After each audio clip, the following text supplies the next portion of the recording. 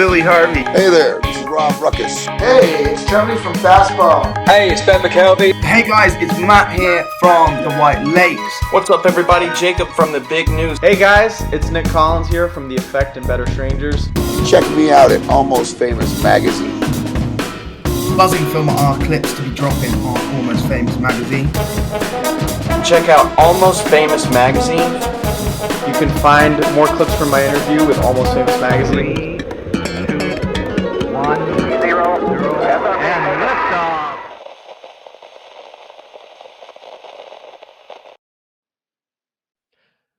Hey there, everyone. Welcome back to Conversations at Almost Famous Magazine. We've got a really exciting opportunity to have a great conversation today with someone that I've known for a while. His music is everywhere that you probably have heard it, especially if you're in the UK, but even in the United States where he's less known, because he's been in a career that is arced from Robbie Williams, The Mescaleros, Archive, Holly Holly, and The Alarm. So he's been in plenty of bands. He's on albums, so many albums we can't list them all, but you've probably heard them, right?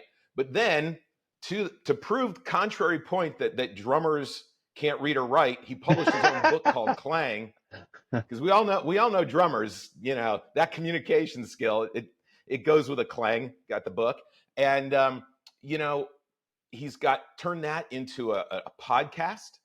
He owns a studio, and he does his own album. So there's so much to talk about today. So please, everybody, love to introduce you to Steve Smiley.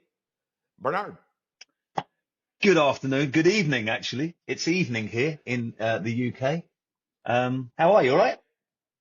I'm good. Thanks for joining us. I mean, Pleasure. it's been a wild ride the last year or so, having conversations like this. And you know, you got caught up in traffic, so we got started a little late. But a couple of days ago, I had someone try to do this from a car outside of an airport in a cell phone parking lot. We rescheduled 3 times, so you're way ahead of it in your.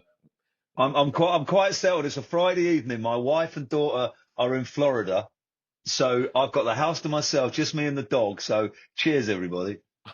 Oh, that sounds like a weekend in heaven. Yeah. Well, hey, I always try to start, you know, the conversation with how did it all start for you? And the question around it is this: did you find music, or did the music find you? What's that story like? Well, the music was always around me as a kid, very, very small, because my dad was a singer and a guitar player in a gospel band. So from my earliest memory, I can remember the band. I've got an amazing early memory where I was so small and I was in our lounge where, obviously back in the 60s, the bands used to dress all in suits, right? You know, like the Beatles thing. And I remember as a tiny child being in the middle of the 4 of these guys in identical suits. And I remember kind of looking up and realizing that wasn't my dad. It was like, they all looked the same. And I was trying to work out. And so I used to go to his shows, and I was that annoying child who could play the drums when he was a kid. Right now, we've all seen them, and you get wheeled out at parties and do your little cozy pal trick and all that. So for the first kind of 12 years, I was a bit of a freak show. If you ask any neighbor, they would have all heard me playing my drums till late at night and at school assemblies. And then when I got to about 12, my dad was like, look, mate, we're going to have to do something with this. So he put me in with a jazz teacher. I wasn't into jazz at all. And this guy was amazing. Right? He was a very famous drum teacher called John Taylor, and he used to work out of a very famous drum shop in London called Foots. It's not there anymore. And once a month, I used to go up on a Saturday morning and sit with this guy for 2 hours. Right? And his aim was to teach me how to play jazz and swing and groove, and to read drum music. Right? Now, anyway, I did this dutifully for about, I don't know, 3 or 4 years. And then I think the last time I was there, I was now into my I was 16 or something. I was out gigging, to be honest. And I remember him putting the music in front of me I believe it was Day Tripper, right? And I was terrible at reading. I was like, Day Tripper, I know this. And I'm sitting there loving every minute of it. And he, halfway through the song, he comes up and he takes the music and he just folds it up and he puts it down. So I carried on. And we get to the end, he went, I've been with you for 4 years. He said, I'm going to tell you two things now. He said, in all my years as a teacher, you're in the top 2 most naturally gifted drummers I've taught. And I was like, wow. He went, but you're also in the bottom 2 for reading. He went, you are never going to be a reader. You're not going to play in any London shows. You're not going to do any of that. And I was like, I could have told you that 3 years ago. He said, so I think our time here is done.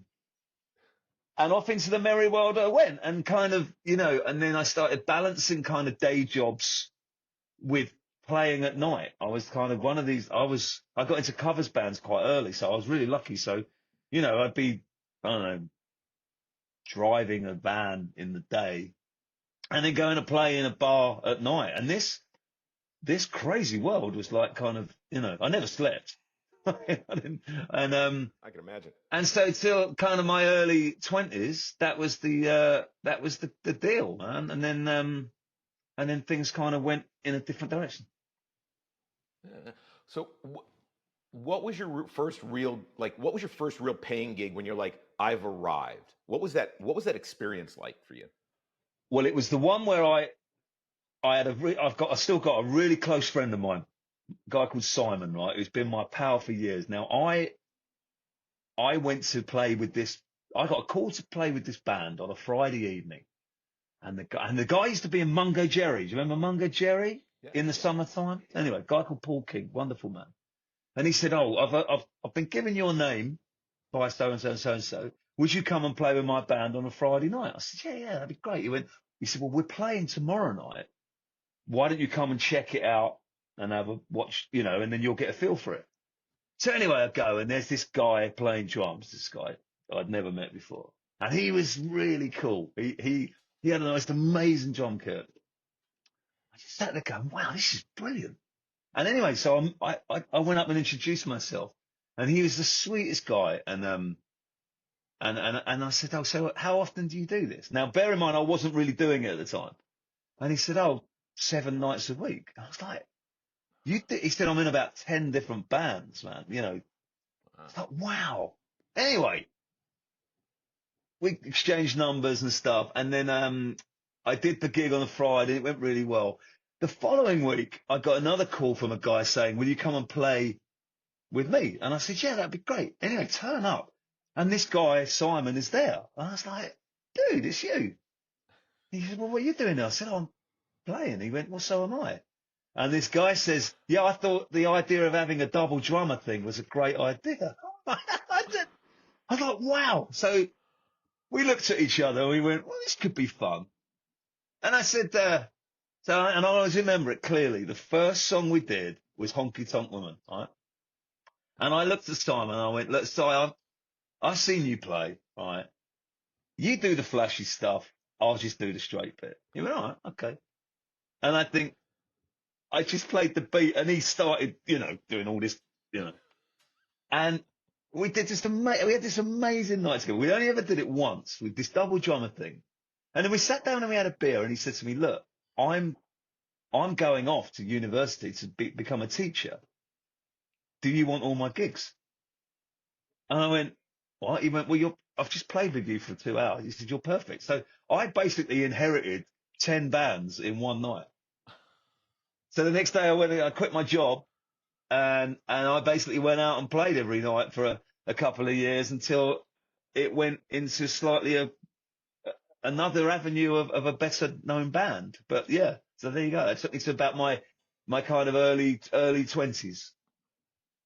Wow. I mean, that's a great story. I mean, to be fortunate enough to have the opportunity to kind of doing a live audition and then getting called back through the same thing and then inheriting all those gigs. I mean, that's a musician's, that's a dream to be able to one day say, "I'm done with the day job." Well, this whole conversation, Scott, will include many sliding doors moments, right? Sliding doors moments. You understand that terminology over there, where if you walk left or you walk right, and your whole world changes course because you have gone that direction. So brace yourself, because I'm going to say that many times, I think. I think that's great. Those are some of the best stories and the best conversations. And you know what? I was talking to someone a couple of weeks ago about, you got to take advantage of life. Mm. When those doors open, you got two choices: you walk through or not. And I don't know people who say that life got better because they didn't walk through. Yeah, million percent. So absolutely. So you start doing you're in 10 bands, and then the Robbie Williams gig comes around, and here in the States, yeah, Robbie's not as well known. Yeah. If you've probably seen the documentary, you've lived it, but most people know that he really didn't take off in the States the way he'd hoped to. Hmm. And you were with him for a couple of years during that Let Me Entertain You piece, all that stuff. Mm-hmm. During that time, it was a crazy time for him and the explosion of his career over where you are. What did you take away from that experience that became additive to your next opportunity? Well, it was a mind-blowing experience to suddenly become the drummer with the most famous pop star in the UK overnight. Literally, he was so, at that point he was so famous, right? And he just left Take That. Everybody knew he was, and he was a bit of a kind of a rascal at the time. He was kind of a little bit. He was in his he was a bit of a rebel. All the guys wanted to be him. All the women wanted to sleep with him, basically. And suddenly I was his drummer and I was his friend. So I was a friend of a megastar. Right? Now this is weird. So my daily routine would be a blacked out car turning up at my house, taking me to a TV studio somewhere to play on a television show with him, and then drive off to an airfield somewhere, get on a private jet and fly over to Germany to play one song. And just madness. But I also noticed that I would not swap places with him for £1 million, because that scrutiny and that pressure that people like him were under was just, I'll give you an example. I remember we were on tour and we went to like a service station late at night, right? Tour bus was filling up with fuel. We walked in to grab something to eat, and this girl said, "Wow, oh my God, it's you, it's Robbie, and can I have your autograph?" And he was tired. He'd been playing, and he went, "Do you know what?" He said, "Bless you and everything, but I'm not doing that tonight. So, hope you have a lovely time." And she was kind of, Anyway, we get back on the bus, and I didn't say anything, and I just sat there, and he looked at me, and just went, "What?" I went, "What?" And he said, "What? Was I in the wrong?" And I said, "Well, yeah."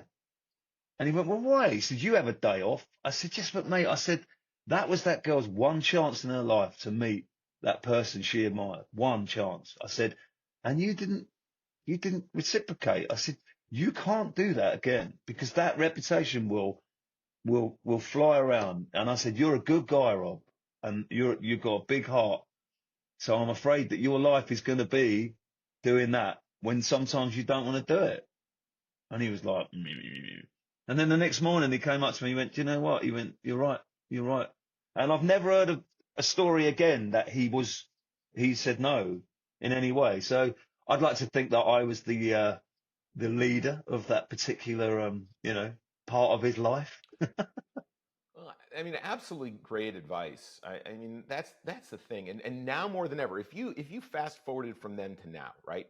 What, back then, if we had the devices we had now, Oh God, it's awful selfies, now. he'd have never walked 3 feet, right?